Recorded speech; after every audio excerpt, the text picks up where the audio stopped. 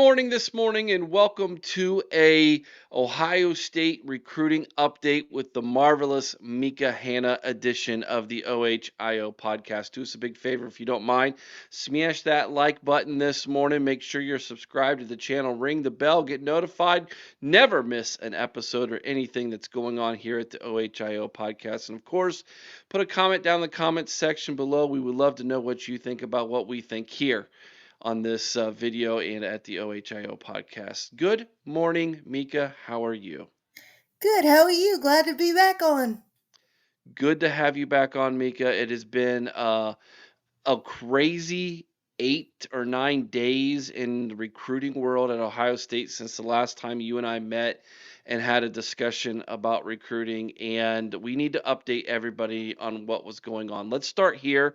Last Saturday, or last weekend, I guess you could say, was the third of four big on-campus, in-person official visit weekends at Ohio State. We've already have had some fallout since then. But let's start with the four recruits who were committed, who made their official visits last Saturday. You had on the offensive line Maxwell Riley, Sam Greer, both from the state of Ohio, Tucker Smith from Arizona, and at linebacker CJ Sana from here in Delaware County in Ohio. It was good to have all four of those guys on campus, and it seemed like they were doing a lot of, I guess you could say, in-person recruiting with the uncommitted recruits who were making their official visits on campus as well. Yeah, a few of the uncommitted recruits that were visiting talked about how they chatted with those guys, and I really like all those guys, especially CJ Sana. I think he's a very underrated guy, and he's improved so much since he committed. His lateral quickness has gotten a lot better, and he's just. I think he's going to be something special. James Laurinaitis really got a diamond in the rough there, and think he kind of sees a little bit of himself in CJ, from what I gather. Yeah, I think so too. I like that. Now, since we're talking linebacker, let's just talk about Cincere Johnson, Northeast Ohio, Cleveland, Glenville product. He was one of five in-state products who I said months ago were five guys that Ohio State needed to land in this class. They end up getting him. They go 4 of 5 in that class. Also on that list was Maxwell Riley and Sam Greer, by the way. Cincere commits on yesterday, Thursday, the 19th, and he gives Larry Johnson and or James Laurinaitis, however, whatever he ends up playing. I'm hearing some people say he could slide down and play defensive end if needed. I think he's a plug and play at linebacker myself, but Cincere is in the class, and we keep that pipeline open to Cleveland Glenville. Your thoughts on my one of my favorite kids in this entire class, Cincere Johnson? He's definitely one of my favorites too, and I think he stays at linebacker unless he hits like a growth spurt or something. I think he's a linebacker for sure, and he's one of those guys that I think could get spelled in early, get some early reps in the lower level games that we have this season, because he's just that type of player. He's a great quality kid, and he definitely, you can tell he definitely wanted to be a Buckeye, and he tries to absorb everything when he goes into camps, and he's just getting better and better, and I'm just really glad we got him. Keep that Glenville pipeline going. Yeah, 6'3", 240 pounds, a top 100 consensus recruit. Again, one of the top kids from the state of Ohio. Yeah, I'm totally pumped that he is in this class. Now, he wasn't the only kid from Glenville who was making his official visit. Florida commit and three-star defensive tackle Jameer Perez was on campus with Cincere as well. And a couple shows ago, you mentioned that you think we should be on flip alert with Jameer. Are you still feeling that way after his official visit to Ohio State? No news yet that he's decommitted from Florida. What do you think about our chances of maybe getting Jameer Perez to decide to stay in state and stay the teammate of Sincere Johnson and be a Buckeye? I honestly think he will flip. He's a very underrated guy. I love his body type and what he brings to the table. We don't usually grow kids that big here in Ohio, and the fact that he committed to Florida really bummed me out, but I think he's gonna flip to the good guys. He's a great kid and definitely an Ohio State caliber guy, and he just I just think it's awesome that he's an Ohio kid, and we're finally gonna land that big belly nose tackle that we keep missing out on in other cycles. It helps when they're homegrown like that, Right, 6'4", 360 pounds. and Yeah, he's a then big boy. moves like a dancing bear. Like he's just very impressive. L- love him. I've been on him for a long time. Hopefully we will get him to flip. It's going to be interesting. I think the move by Sincere to Ohio State is that doesn't hurt, right? So we'll Yeah, see. We'll see what happens here, but I haven't heard anything yet where he's decommitted. I think if you all of a sudden hear that he decommitted, I think that is a shoe in. He's going to be a Buckeye. So just and kind of keep your ear to the ground on that one. And read into this what you will. He removed the committed to Florida th- thing from his Twitter bio. I'm just Ooh, saying. So ooh, a little nugget there from the that could marvelous one. that could be a little hint there. Yeah. Now before you know what? Let's just stay at defensive line here because there were a ton of potential commits on campus. Um, instead of just running through these one at a time, let me give the whole list of defensive linemen who were taking their official visit this past weekend. And then I'll let you kind of jump on where you want to jump on at. But Okay. PJ Dean was with us, Ernest Rankins, my favorite in the class, Carter Meadows, Jackson Ford, and then Keyshawn Eliezer were all taking their official visit. I'm hearing really good things about PJ Dean. Um, you tell me where out of that list of guys. By the way, PJ is goes. I think his name is Pierre Dean, if I'm not mistaken. So Yes. you tell me which one of these guys do you feel is going to be a Buckeye? Well, actually, I Keeson Eliezer ended up not visiting, and I don't think Okay, Ernest Rankins did either. I thank you think for letting me know that. they I think they canceled their visits if I remember correctly.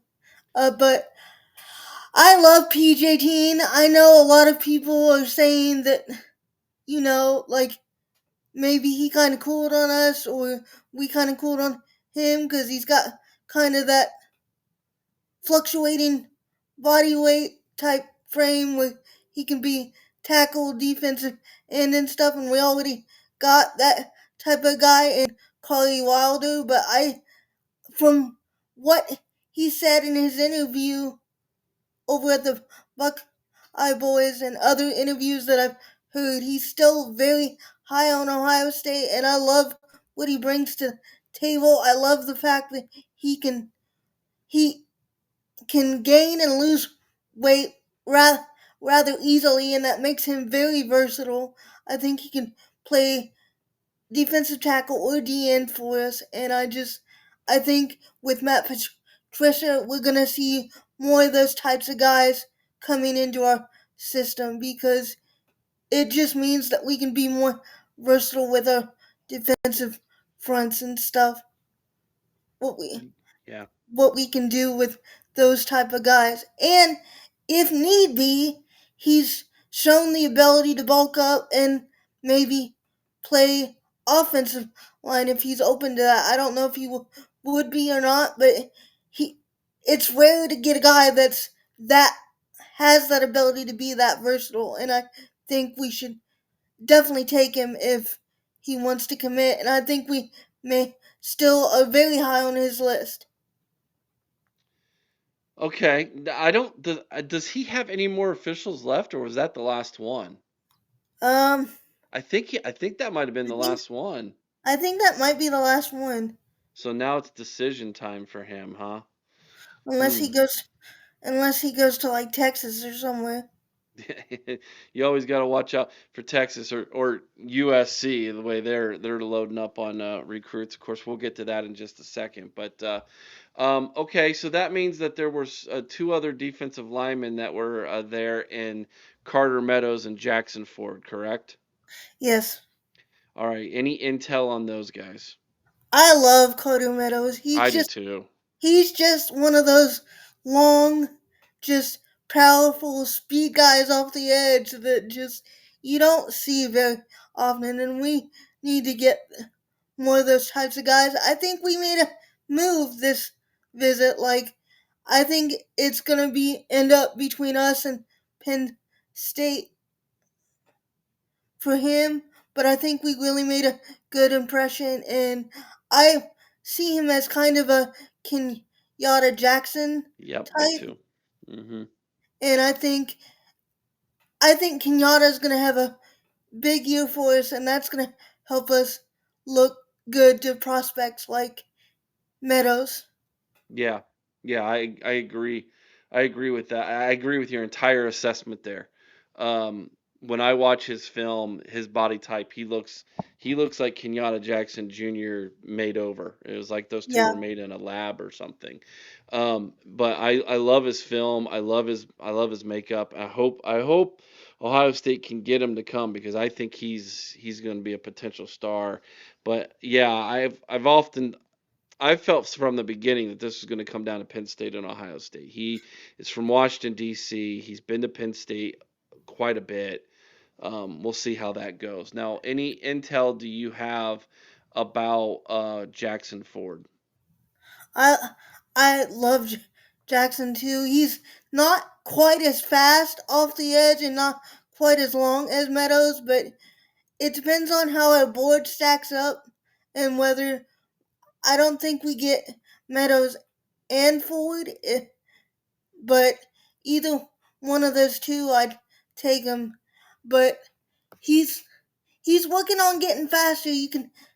I've saw videos of him in drills. He's working on his footwork and talks about how he loves being coached by Larry. And I think we made an impression, and I think we can land him depending on how our board stacks up.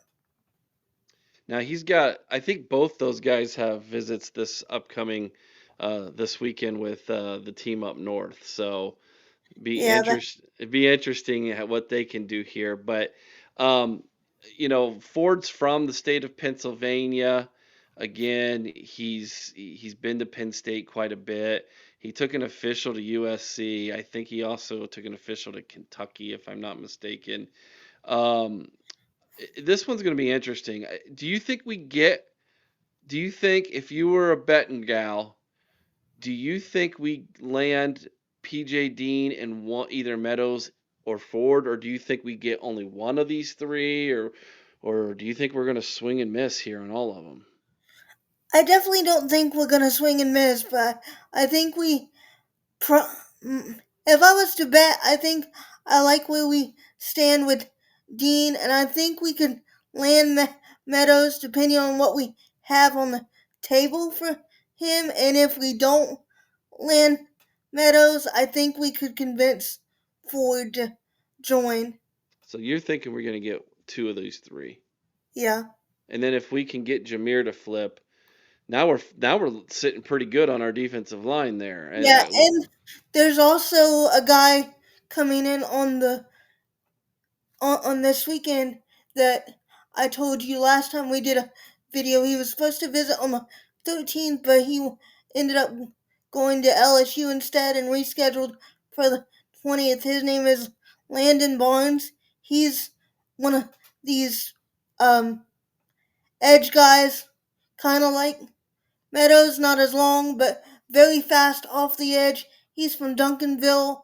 I like what he brings to the table, and I'll be curious to see what happens on his visit because I've been watching his tape for a long time, and he's very impressive. He had some minor injuries last season that kind of kept him off the field for Duncanville, but from what I'm hearing, he's completely healthy now, and I'll be anxious to see what how he performs uh, this coming season for him, and whether we start putting pressure on him to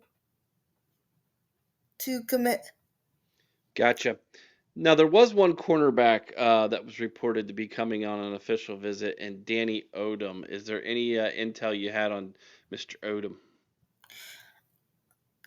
I love his frame. He's very fast, very quick, and I know we need another corner. I think we made a good impression, but I know that he's kind of really considering like Miami and schools like that. So I'll be anxious to see like do we put pressure on him with it as stacked as we are in the cornerback room? Is he willing to make that move? I'm not sure right now, but he did seem pretty impressed with what he saw. And like I said, I really like his frame. He's a legit 6'2", and he's very quick, and he's only getting better. I think he's only ranked a 3 star right now, but I think he's about to blow up. I really do. He's a very impressive young player. Okay. Yeah, so I just went to his page, and according to the post that is pinned at the top of his page, he has his top 8 schools being Miami, Florida, Georgia, Clemson, and then Oklahoma, Nebraska, Penn State, and Syracuse. No Ohio State on his top 8, but he also made that post on May 14th. That was over a month ago. And so if he takes he took that official visit to Ohio State, you got to imagine that that top eight's going to change. I know that Miami is really coming after him hard, so it'll be interesting to see. Like, is he one of those guys that you know is looking at early playing time or stuff like that? Because I don't know. Like, he's very good, but we're so stacked at corner right now. It's gonna be hard to get like a tier guy unless they're willing to wait and develop. Yeah, yeah, exactly. So, There's a but couple, there's a couple Ohio kids that I think we could circle back on if we don't get Danny, but I'll be interested to see what his final decision will be. right, right. Yeah, and Danny's a part of the he's a part of that First Academy group of guys. The other one being Devin Jackson, who Oregon's hot to trot on at the safety position. So Yeah. he's in good company. He plays a high level down there in Florida, and he's in good company there. So even though his ranking is 253 overall nationally, he to me looks like a top 200 kid, top, Yeah, I top agree. 15 or so in cornerback. I So, think he's a I think he's about ready to blow up. I really do. I think more schools are gonna be in on him, and you'll see his list and his stuff change, and I'll be interested to see where we fall in that priority list. He's very talented. I think yeah, he's underrated dude right now, but I'll be interested to see what he does. he stayed, according to 247 Sports, he stayed up here in the north. and he took a visit midweek to Penn State, and then he's going over to Lincoln, Nebraska to round out his official visits this upcoming weekend. He seems very open in his recruitment, like he's willing to go anywhere he feels comfortable. So Yeah, he's not I one of these guys that are just gonna stay close yeah, to I home. So I agree with that completely. Talk about the elephant in the room. That is the wild recruitment of Waffle, Luke Wafle, the defensive end. I know that you were really high on Luke. You've talked about him a bunch, Mika, on the phone calls when you call in and when here on the OHIO podcast when we do these recruiting videos. And it sounded like uh, he was leaning to Ohio State as of last night. And then we wake up today and it sounds like USC just dropped a big NIL offer on his lap that he couldn't refuse. And so he committed to USC on Thursday afternoon. Mika, your thoughts?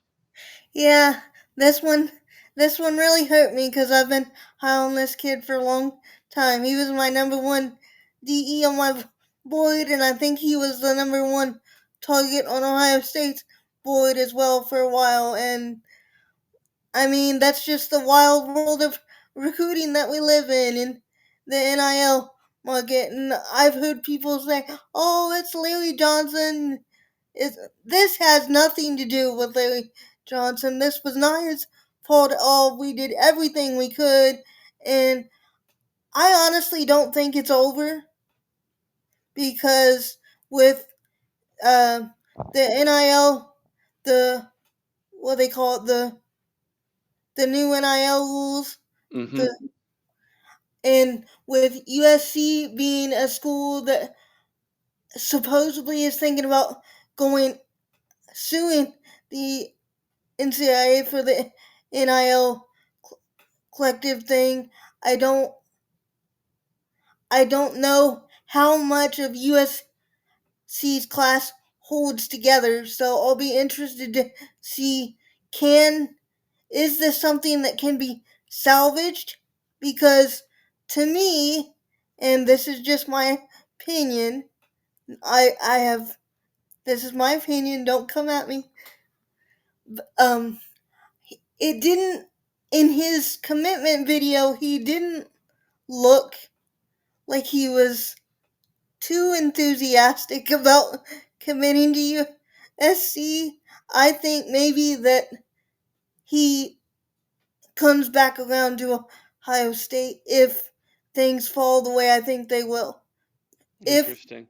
he didn't, if bridges weren't burnt on our part, I don't know how that panned out. I'm not sure if we'd be open to it. I think he's the kind of talented kid that can step in, plug and play type guy. He's very high energy, reminds me very much of Jack Sawyer, that sort of like captain type guy, the fatherless leader, like team first kid, and I'll be interested to see how this all pans out because I'm really high on him and I hope it's not over.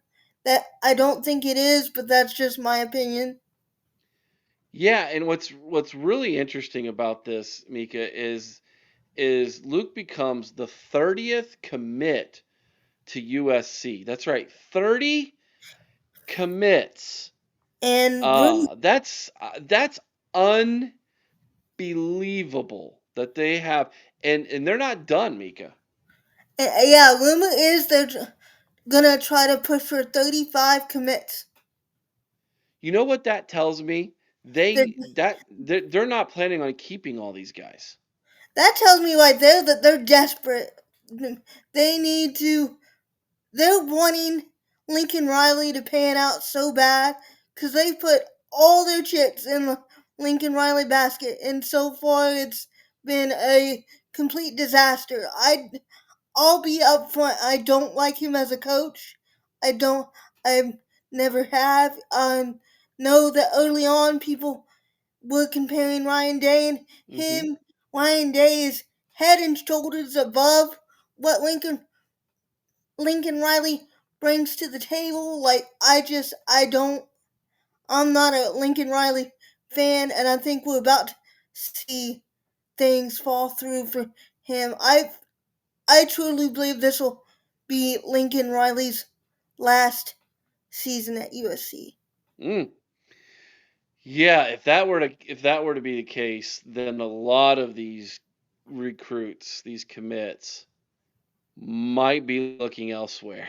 Like you might see quite a few of them do the whole flip before I even get to campus thing, uh, like we saw with Alabama 2 years ago when Nick Saban retired. So uh, this is going to be very, very interesting. I don't see how 35 commits is sustainable in a program. To me, that is saying we're taking 35 and we're knowing that half or more of these people are going to leave in a year or two.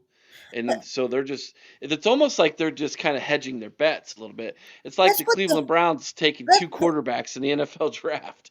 that's what they're doing. They're just hedging their bets because that tells me they do not trust the development like at all over there. If you're taking that many kids, you're saying I don't think that we can develop an at a good enough pace to compete. If you're saying I need that many backup plans for my top tier guys, then I don't think they trust their development. USC fans can come at me if they want to. I don't care. Like it's to me, it's ridiculous, and the amount of money it's not feasible, especially with the new NIL rules coming down. And I look for it to fall apart. I really do. And this is not sour grapes. I promise you, it's not. I look for things to look differently soon. I don't I think it all stays together. I got a message from our USC friends who we just did a preview with, and his comment was Luke Wafle better be a two-time All-American for the amount of money we just dished out. And I thought, Yeah, woo! yeah, it was an unreal amount of money, man. I heard Uh, upwards of 1.5 million or yeah, more. yep, that's what I heard. It's just, and I mean, he's a very talented player, but that's an awful lot of pressure to put on such a young man. And like Hmm. I said, in his commitment video, he, I don't know, maybe I'm looking too much into facial expressions and all that stuff, but he did not look like he really wanted to make that decision. Maybe I'm wrong. I really hope that we can get back in on him because he's an extremely talented kid. Like I said, he reminds me a lot of Jack Sawyer, and I'll be interested to see how it all plays out. Indeed, I will as well. Make sure you check out tonight's. We have a another preview for you. We have the Indiana Hoosiers coming at you this evening at 8 o'clock Eastern here on the OHIO podcast. That is team number 2 of 18 of our Big Ten previews here at the OHIO podcast. Make sure you check out that video. It'll premiere tonight at 8 o'clock Eastern. She is the marvelous one. It's Mecah Hannah, everybody. Again, let us know what you think about what we think in the comment section below. Mika does a very good job of trying to respond to as many as she can. Let her know that she's doing a great job. We appreciate you again, Mika. Thank you so much for joining me and keeping me informed, my girl. My pleasure. Keep your eyes out on this weekend, guys. We got some guys coming in. Deuce Gerald's is making a visit. I'll be interested to see how that looks out. I think we're very high on his list. And I'd love to pair him with JJ Perez. If we can get both those guys, I think it'd be a slam dunk. Yep, be listening for that. We'll have another recruiting video for you tomorrow morning, highlighting and introducing you all to the recruits who are on campus for their official visit in week 4 of the June official visits here in the 2026 cycle, everybody. Again, let us know what you think about what we think down in the comment section below. If you haven't already, smash that like button.